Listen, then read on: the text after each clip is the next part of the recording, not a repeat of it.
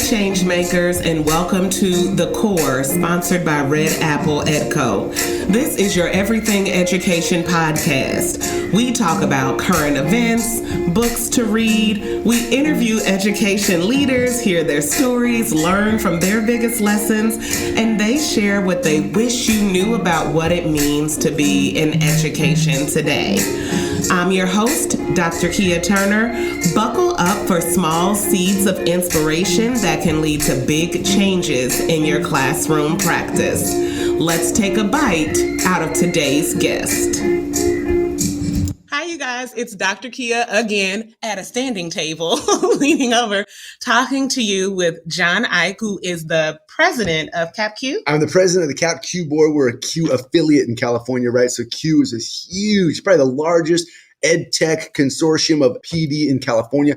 I think 20,000 people a year attend some type of CUE professional development, and we're an affiliate. So we're the Sacramento region. We call CapCUE because it's the capital of California, and I am the CapCUE board president. And also superintendent of this particular school. That's correct. I'm executive director, superintendent of Westlake Charter School right here in Sacramento, California. About 1,000 kids, kindergarten through 8th grade. I work directly for an amazing board of directors, and I have an incredible principal that works for me and 2 fantastic directors, and about 50 teachers, about 110 employees total. It's a really special place, this place. And if that wasn't enough, because we're not done, he also helped design this facility, which if you saw the Periscope, if you haven't checked it out, you need to. And if you did, then you understand why my mouth is on the floor. This is an amazing building, set of buildings. Yeah. It's funny because we're meeting today at an Edcamp. And if you don't know what an Edcamp is, it's an unconference where you come to this conference, but there's no presenter, right? And so the smartest person in the room is the room. So you come to these rooms and you go like, hey, what do you know? Well, this place is 84,000 square feet. It was $29.4 million bond funded, right? But the deal with this place is that it was crowdsourced. I mean, I certainly know designer, and I'm hardly even a teacher. I mean, I've been an administrator for so long, I couldn't teach your class. So like we spent about 1.5 years really crowdsourcing our teachers and being like, hey, what do you want? Came up with these themes. They're like, hey, we want it to look timeless. We want natural light. And we want really this no front of the room concept where like, if you pull down that screen in the front of the room, that's always the front of the room. But we want flexible furniture and everything on wheels, everything mobile so that like I can move the TV here, I can put it over here, I can use it for small group. It was a crowdsourced deal. So I didn't design anything. You see the energy, right? I just facilitated. You see the energy. So I don't want to hear anything else about me being super excited about education because there are clearly my counterpoints present in other states. I'm the California version. There you go. I love it because normally this is the energy I carry. I love it. I mean, I drink a lot of coffee. That might be it too. But me too. I get fired up about being on the edge and doing something different. Yes. I'm probably the luckiest educator I know because I've got, some flexibility and some ability to innovate and stay nimble and really listen to what's happening and then adjust. So it's cool, man. I love that. Okay, we're going to jump into, you guys know I asked 5 questions because I'm on Screencastify Lite and have exactly 10 minutes. So we're going to get to it. Okay. Number 1, why do you teach? Or in your case, why do you choose to continue to lead in the education space? Well, I'm not going to lie. Like my kids go to this school. Like, I was 3 beautiful children. The best. My wife works here. Like my wife is the director of student support services. She's like the most amazing educator I've ever known. Yeah. In fact, she's a founding teacher of this organization. I've been an educator for 20 years now. This is my 20th year. Yeah. And I guess if you knew me, you'd be like, hey, you do what you do. It fits you. It's perfect for me. I love the impact. I love the local impact of a child, but I also like the impact of the community. And I've been in this neighborhood for 20 years. We have a very diverse community. Our zip code is recognized as the most diverse zip code in the nation in 2006, 9 and 11. You pop into the grocery store as a 20-year educator and you bump into grandmas who are like, Mr. Eick, you may not remember me, but you saved my kid 19 years ago. Or like, I see a former student who comes to my school and enrolls their kid in my school now. Yeah, that's powerful. There's something about being like a multi-generational and a full community, about 100,000 people in our community. And to know, I must know 10,000 people through this gig, moms and dads and kids and cousins. And hey, you taught my older brother when you were a teacher. The impact is so cool. I'm a familial person. Like I like family, and I feel like being part of the education family, you get to be a family with your colleagues, but then you get to be family with your families. I love that. That's and cool. That's something that I'm taking away and putting in the bio. I type for you.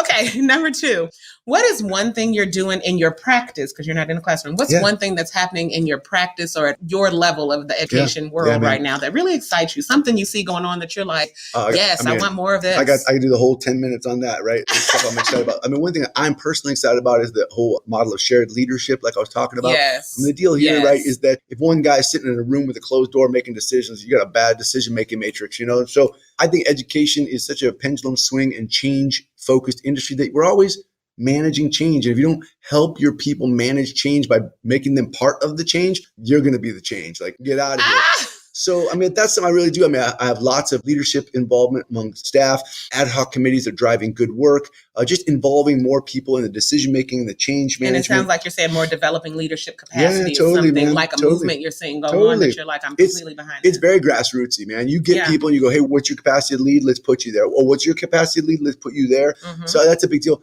Also, I think a big thing for me in education is full inclusion. I believe wholeheartedly and deeply and pedagogically in full inclusion classrooms. When you walk into a classroom here and you got a student with Down syndromes and a student who's gifted and talented, and you got walk into this classroom over here, you got English language learners, students with IEPs, SSTs, 504s, but you wouldn't know because everybody's everybody. You're getting ahead of me. That leads me to question 3. Sorry. What's one resource you think every educator should definitely know about? So when we think about kind of what you're saying about creating classroom learning experiences that are equitable for everybody, what is one resource you think educators definitely need to know about? I think people ought to be looking into what MTSS stands for, multi-tiered systems of support. A lot of people think it's RTI rebranded, like response to intervention. It's not.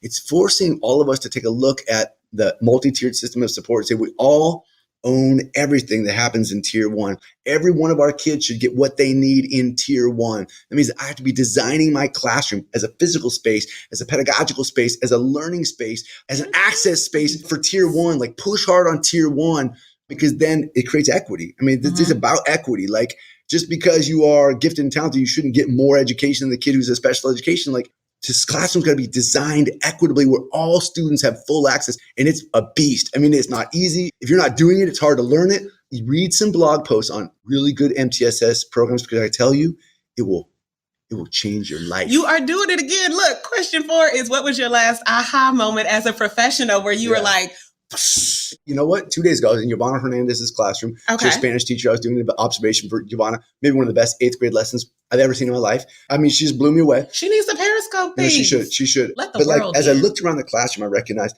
that student right there. They recently had a MTSS referral for social emotional. We did a risk assessment on him because it looked like there was some depression that was affecting his life. And that girl over there, we know, has had an IEP since kindergarten. And this boy right over here is an English language learner. And he's actually learning his 3rd language because it was a Spanish class. And this kid over here's got a very complicated 504 for behavior. But like, you wouldn't know.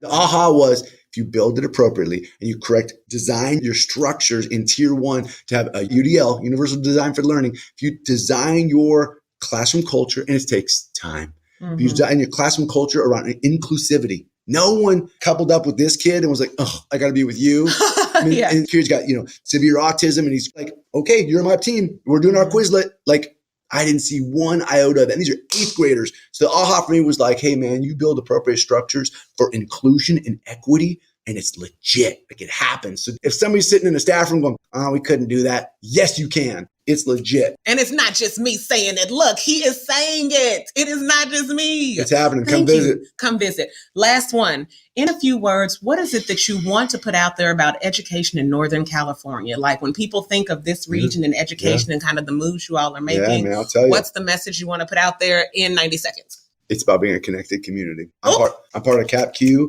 and we've got about 1,300 people just in our region who are part of this affiliate.